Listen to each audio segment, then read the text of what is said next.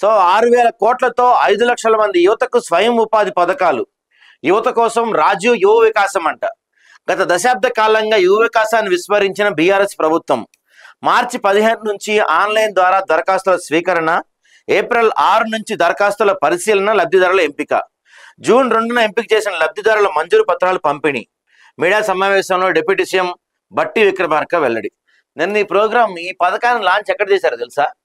కోటి women's college, దానికి మధ్య ఏదో పేరు పెట్టారు కదా, చాకలి ఐలమ్మ పేరు పెట్టారు దానికి. సో ఇప్పుడు ఈ పథకం పేరు కూడా రాజీవ్ యువ వికాసం అంట. కాంగ్రెస్ పార్టీ వాళ్ళు ఇప్పటి వరకు తీసుకొచ్చిన 6 స్కీముల్లో, వాళ్ళు చెప్పిన 6 పథకాలు, 13 గ్యారంటీల్లో ఏది కూడా కనీసం మినిమం వాళ్ళు దాని గురించి ఒక సమీక్ష చేయకుండా, ఒక స్టడీ చేయకుండా, దాని మీద ఒక ప్రిపేర్ అవ్వకుండా ఏదో నోటికొచ్చింది చెప్పుకెళ్ళిపోతారంటానికి ప్రత్యక్ష ఉదాహరణ ఈ పథకం రాజీవ్ యువ వికాస్. ఇందులో ఇంకో హైలైట్ ఏంటంటే, మనం అడిగాం ఆయన బట్టి విక్రమార్క గారిని, ఏం సార్ మరి మీరు చాకలేలమ్మ స్ఫూర్తితో అంటున్నారు, రాణి రుద్రమదేవి స్ఫూర్తితో అంటున్నారు, అది అంటున్నారు, ఇది అంటారు, మరి మీ పథకాలన్నిటికీ తెలంగాణ వాళ్ళ పేర్లు పెడతా ఇంకెవరు లేరా తెలంగాణలో? మీరు వచ్చిన తర్వాత మీరు ఇచ్చిన 6 గ్యారంటీల్లో 13 హామీల్లో ఒక్కదానికైనా తెలంగాణ వ్యక్తి పేరు ఏదన్నా పెట్టారా? అదేమంటే రాజీవ్ గాంధీ గొప్పోడు, ఆయన అది చేశాడు, ఇది చేశాడు, దేశం కోసం ఎంతో త్యాగం చేశాడు, ఆయన ఈ టెక్నాలజీని యువత కోసం ఎంత కష్టపడి, మన రాష్ట్రంలో ఎవరు పడలేదు యువత కోసం కష్టం, ఎవరు పడలేదా మన రాష్ట్రంలో? చాకలేలమ్మ లాంటి వాళ్ళు, రాణి రుద్రమదేవి అంటే ఎంతో మంది ఉన్నారు కదా స్ఫూర్తి తెచ్చుకునే వాళ్ళు. మరి మీరు వాళ్ళ పేర్లు పెడతానికి ఎందుకు నొప్పి మీకు? సరే, ఆ పేర్లు పక్కన పెడదాం. ఇప్పుడు మీరు తెచ్చిన ఈ పథకంతో 6,000 కోట్లతో రాజీవ్ యువ వికాస్ అని చెప్పి మీరు తెస్తున్నా అని చెప్తున్నారు. ఏంటి ఈ పథకం? మీకన్నా క్లారిటీ ఉందా ఏంటో ఇది? ఇప్పుడు నిరుద్యోగుల్ని అప్లికేషన్ పెట్టుకోమన్నారు. నిరుద్యోగుల క్రైటీరియా ఏంటి? ఎవరు నిరుద్యోగులు? నేను కూడా నిరుద్యోగినేనా? ఆయన నిరుద్యోగేనా? ఎవరు నిరుద్యోగులు? అంటే గవర్నమెంట్ జాబ్ లేని ప్రతివాడు నిరుద్యోగిగా ఆ లెక్కన అందరూ అప్లై చేసుకోవచ్చు. దీంట్లో ప్రైవేట్ జాబ్ చేస్తున్నాడు కూడా నిరుద్యోగ కిందే. మరి ఏంటి, ప్రైవేట్ జాబ్ చేస్తున్న ఎట్లా గుర్తిస్తారు మీరు? నియోజకవర్గంలో ఎంతమంది అప్లై చేయాలి, వాళ్ళ అర్హుడా కాదా ఎవరు గుర్తిస్తారు? దీని క్రైటీరియా ఏంటి? తర్వాత ప్రతి ఒక్కరికి మీరు 3 లక్షలు లోన్ ఇప్పిస్తాము, ఏదన్నా చిన్న చిన్న పరిశ్రమలు లాంటివి పెట్టుకోవచ్చు, చిన్న మీరు ఏమైనా పెట్టుకోవచ్చు అన్నారు. ఆ 3 లక్షలు ఏంటి, ఎలా ఇస్తారు? గ్రాంటా, వడ్డీ లేని రుణమా, లేకపోతే వడ్డీ కట్టాలా, ప్రభుత్వం చూసుకుంటుందా వడ్డీ, ఎన్ని రోజుల్లో దీన్ని తిరిగి చెల్లించాలి? వీటిపైన క్లారిటీ లేదు. ఏ పథకం కూడా, మీరు తీసుకొచ్చిన ఏ పథకం కూడా ఒక ప్రాపర్ రీసెర్చ్ చేయకుండా, దాని మీద ఒక ప్రాపర్ స్టడీ చేయకుండా, దాని మీద ఒక సమీక్ష పెట్టకుండా మీరు నోటికి వచ్చి చెప్పుకుంటూ వెళ్ళిపోతున్నారు. ఇప్పటి వరకు మీరు వచ్చిన తర్వాత ఫ్రీ బస్సు సరిగా లేదు, మేము ఫ్రీ బస్సు ఇచ్చేసాము, ఇంకేముందని చెప్పారు. రోజుకి ఒక చోట మహిళలు కొట్టుకుంటానే ఉన్నారు బస్సుల్లో. దేశంలో ఎక్కడా లేని కులగణన మేము చేశాం, దేశానికే ఆదర్శం అని చెప్తున్నారు. మీరు చేసిన కులగణన ఎంత కామెడీ అయిపోయిందో, ఎంత అబాస్పాలైందో మీకు తెలుసు. మీరు చేసిన కులగణన అట్టర్ ఫ్లాప్ కులగణన. రైతు భరోసా ఇంతవరకు రాలేదు. ఎకరం పొలం వాళ్ళకి ఫస్ట్ ఇచ్చారు, 3 ఎకరాల్లో 5 ఎకరాల్లో మిగతా ఎక్కువ ఉన్న వాళ్ళకి ఇస్తామన్నారు. 3 ఎకరాల వాళ్ళకి కొంత పడినట్టు ఉంది, అతి లేదు. ఆ రైతు భరోసా పడింది ఎప్పటిది? మీరు పోయిన సంవత్సరం 2 పెండింగ్ ఉన్నారు, ఇప్పుడు ఆల్రెడీ యాసంగి వచ్చేసింది. మీరు ఇప్పుడు యాసన ఎప్పటి? ఆ పెండింగ్వా ఇప్పటిదా? దానిపైన క్లారిటీ లేదు, చెప్పేటోళ్ళు లేదు, అడిగేటోళ్ళు లేడు. రుణమాఫీ ఇప్పటికీ పూర్తి కాల. మీరు అయిపోయింది, రుణమాఫీ అయిపోయింది 100% అయిపోయిందని మీరు చప్పట్లు కొట్టుకుంటున్నారు తప్పించి, ఇంకా ఈ రోజుకి కూడా 100% రుణమాఫీ ఒక్క మండలంలో కూడా కాలేదు. దమ్ముంటే ఎవరన్నారండి? కాంగ్రెస్ పార్టీ వాళ్ళు ఎవరన్నారండి?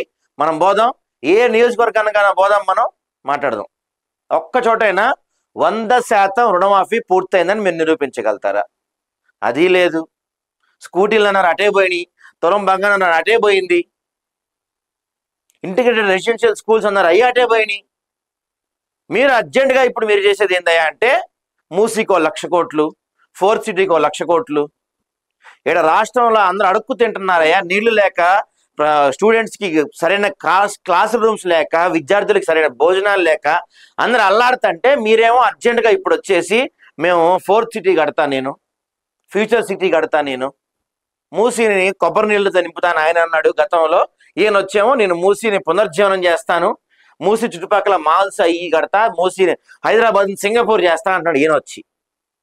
అరే ఇక్కడ మా పొలాలు ఎండిపోతున్నాయి స్వామి, 2 ఎకరాలు 3 ఎకరాలు ఉన్నోళ్ళు చివరి పొలం వరకు నీళ్లు ఇచ్చుకోలేక వాటిని పశువులకి మేతగా వదిలేస్తున్నారు.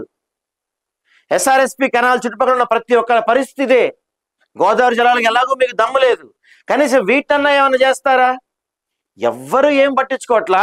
ఇప్పుడు ఈయన ప్రత్యేకంగా వచ్చి 6,000 కోట్లతో రాజీవ్ యువ వికాసం అంట. ఏడున్నాయి మీ దగ్గర? 6,000 కోట్లు మీ దగ్గర ఉన్నాయా? 6,000 కోట్లు మీ దగ్గర ఉన్నాయా? అరే RRRకి 2,000 కోట్లు జమ చేయమంటే మన కేంద్ర ప్రభుత్వం, మా దగ్గర లేవు డబ్బులు, ఇప్పుడు 100 కోట్లు ఇస్తున్నాం, అడ్జస్ట్ చేసుకొని ఆ పనులు స్టార్ట్ చేయండి అని చెప్పి బతిని అడుకోలేదా మీరు? RRRకి ఇస్తానికి 2,000 కోట్లు లేవు, కానీ మీ దగ్గర రాజీవ్ యువ వికాసానికి 6,000 కోట్లు ల్యాండింగ్ తీసుకొస్తారు మీరు. ఏదో చెప్పాలి, ఇచ్చేయాలి, ఇంకో 6వ గ్యారంటీ ఏది అని చెప్పాలి, దాన్ని చెప్పేసేయాలి అంతే తప్ప దీనిపైన ఒక ప్రాపర్ రీసెర్చ్ కానీ ఒక ప్రాపర్ ఎగ్జామినేషన్ కానీ ఏమీ లేదు. ఇచ్చుకుంటూ వెళ్ళిపోతున్నారు. ఇంకోటి దీంట్లో ఉన్న ఇంకొక మేజర్ బొక్క ఏంటంటే, ఇది అడ్డం పెట్టుకొని రాజీవ్ యువ వికాసాన్ని అడ్డం పెట్టుకొని నిరుద్యోగ వృత్తిని మీరు పాతి పెట్టబోతున్నారు. కాదని చెప్పండి. మీరు నిరుద్యోగ వృత్తి ఎగ్గొడటానికి వేసిన స్కీమేగా ఇది. మీరు నిరుద్యోగ వృత్తిని ఎగ్గొడటానికి మీరు పెట్టిన పథకమే ఇది. అంతే తప్ప నిజంగా మీకు 6,000 కోట్లు ఇచ్చే సీన్ లేదు మీ దగ్గర. 6,000 కోట్లు డబ్బులు లేవు. నిరుద్యోగుల ఎంపిక ప్రక్రియ ఎలా చేయాలో తెలియదు మీకు. దానికి ఒక ప్రాసెస్ లేదు. నోటిఫికేషన్ ఇంతవరకు సరైన దాని మీద గైడ్ లైన్స్ లేవు. ఏ శాఖల్లో ఇస్తారో దీనికి పనితీరుని ఇప్పుడు ఈ నిరుద్యోగులను ఎవరు ఎంపిక చేస్తారు? కలెక్టర్లు ఎంపిక చేస్తారా? ఎమ్మెల్యేలు ఎంపిక చేస్తారా? దీనిపైన క్లారిటీ లేదు. పథకం చెప్పేశాము, 6,000 కోట్లతో యువ వికాసం మేము తోపు అని చెప్పి వాళ్ళు చెప్పుకుంటారు మీరు అసెంబ్లీలో. కేవలం దానికోసం తీసుకొచ్చింది తప్ప ఈ పథకం వల్ల ఏ మాత్రం ఉపయోగం లేదు. పైపెచ్చు మీరు తీసుకొచ్చిన రాజీవ్ యువ వికాసం వల్ల మీరు చేయబోయేది ఏందయ్యా అంటే నిరుద్యోగ వృత్తి ఎగ్గొట్టబోతున్నారు 100%. ఇది అంతే కదా. ఇదిగో ఇక్కడ మళ్ళీ ఇంకో హైలైట్ పాయింట్ చూడండి. ఇది ఎక్కడ చేశారంటే నిన్న చాకలి ఐలమ్మ కోటిలోని మహిళా కళాశాలలో చేశారు. చాకలి ఐలమ్మ గురించి మీకు నిజంగా అంత ప్రేమ పుట్టుకొస్తుంటే వాళ్ళ వారసులు ఎక్కడున్నారండి? వాళ్ళ వారసులు ఎక్కడున్నారు? మన ఈ జనగాం దగ్గర పాలకుర్తి దగ్గర ఉంటారు వాళ్ళు. వాళ్ళ అబ్బాయి వాళ్ళ మనవడు సరైన ట్రీట్మెంట్ అందక చనిపోయాడు. రేవంత్ రెడ్డి గారు మీకు గుర్తుందా సార్? నమస్తే రేవంత్ రెడ్డి గారు.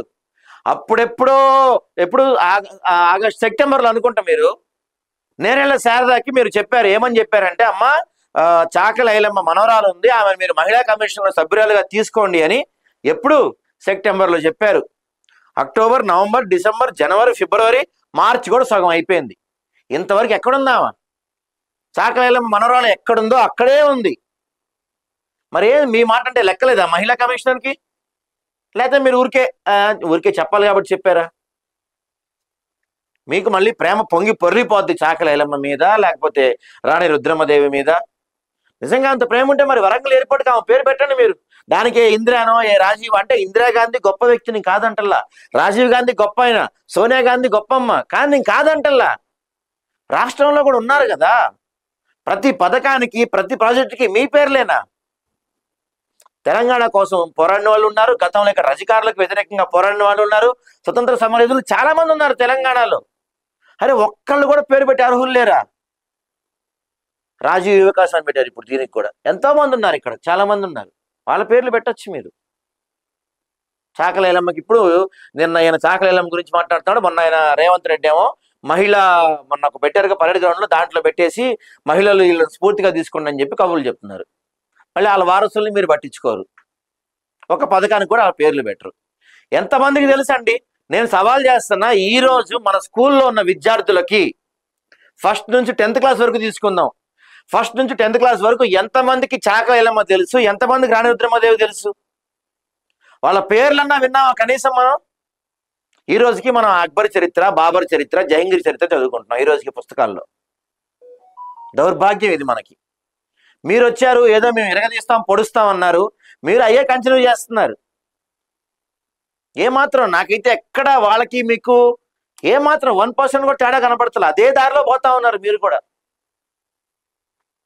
మీరు మార్చుకోకపోతే కష్టమే మీరైతే.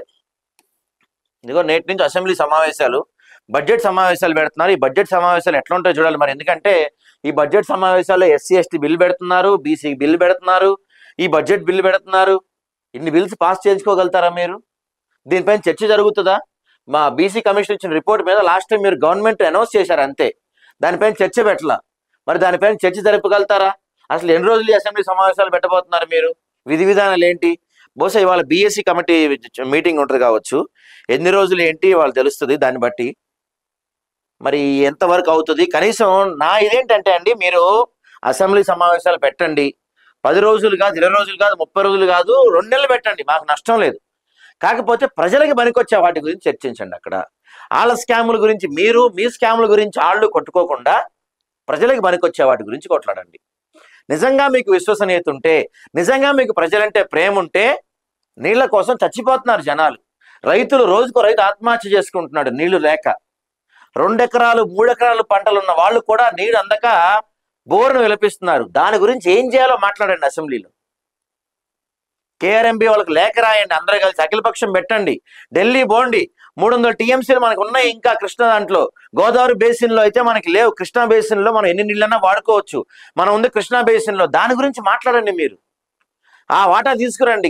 గత పోయిన 10 సంవత్సరాలుగా మన కృష్ణా బేసిన్ లో మనకున్న వాటా మనం వాడుకోవట్లా, వదిలేస్తున్నాం. మనకున్న 36% వాటా వాడుకోక వదిలేయంగా ఏపీ వాళ్ళు వాళ్ళకున్న 64% కాకుండా 70% నీళ్ళు కూడా వాడుకుంటున్నారు ఏపీ వాళ్ళు. ఎందుకు మనం వదిలేస్తున్నాం వాటి గురించి? తీసుకురండి. ఇప్పుడు 300 టీఎంసీలు నీళ్లు ఉన్నాయి. అత్యవసరం అని చెప్పి మనం ప్రూవ్ చేయగలిగితే ఆ నీళ్ళు వదులుకొని వాడుకోవచ్చు మనం. వాటి గురించి మాట్లాడండి అసెంబ్లీలో. విద్యార్థులు చచ్చిపోతున్నారు స్కూల్లో సరైన ఫుడ్ లేక, వాటి గురించి మాట్లాడండి. విద్య గురించి, వైద్యం గురించి మాట్లాడండి అసెంబ్లీలో. దాని గురించి మీరు రోజుల తరబడి మాట్లాడండి, మేము సంతోషంగా స్వాగతిస్తాం. పనికిరాని వాడు ఆ స్కామ్ చేశాడు, వీడియో స్కామ్ చేశాడు, నువ్వది నువ్విది ఈ మాట్లాడుకొని టైం వేస్ట్ చేయవారాలు తప్ప ఏ ఉండవు అసెంబ్లీలో. ఒకప్పుడు అసెంబ్లీ సమావేశాలు అంటే భలే ఇంట్రెస్టింగ్ ఉండాలి, మన సమస్యల గురించి మాట్లాడతారా ఇక్కడ అని. ఈరోజు అసెంబ్లీ సమావేశం పెడితే కేసీఆర్ చేసిన స్కాముల గురించి అసెంబ్లీ సమావేశాలు పెడతారంట. కేటీఆర్ చేసిన స్కాముల గురించి అసెంబ్లీ సమావేశాలు పెడతారు. ఎవరికి ఉపయోగం అండి వాటి వల్ల? ఎవరికి ఉపయోగం? మీరు అసెంబ్లీలో ఉండే ప్రతి నిమిషం, ప్రతి సెకండ్, మీరు తాగే మంచినీళ్ళు, మీరు తినే ఫుడ్ అంతా కూడా మీకు ఇస్తున్నాం. మా ట్యాక్సులు, మేము కట్టే ట్యాక్సులలో మీరు తింటున్నారు, మీ ఇంటి కట్టే ట్యాక్సులలో మీరు తాగుతున్నారట. మా డబ్బు ఊరికే మంచినీళ్ళ వేస్ట్ చేయకండి, ఏదైనా పనికొచ్చే పనులు చేయండి అసెంబ్లీలో. చూద్దాం మరి ఏం చేస్తారు ఇవాళ నుంచి. నాకైతే పెద్ద నమ్మకం లేదు.